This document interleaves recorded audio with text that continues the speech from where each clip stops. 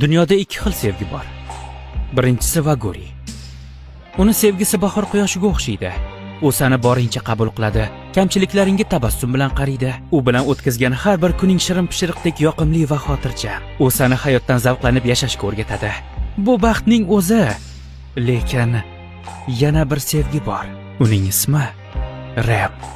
Remning sevgisi bahor quyoshi emas. U eng qorong'u tunda seni yoritadigan mash'ala.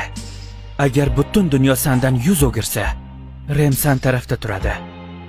Vaguri sen bilan birga yashashni va tort yeyishni xohlaydi. Rem esa seni yashashing uchun o'z jonini va kelajagini fido qilishga tayyor. Tabassum bilan baxt ulashish go'zal fazilat.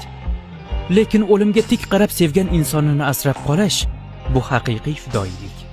Shirin xotiralar har doim bo'ladi, ammo Rem kabi matonat u faqat bir marta beriladi.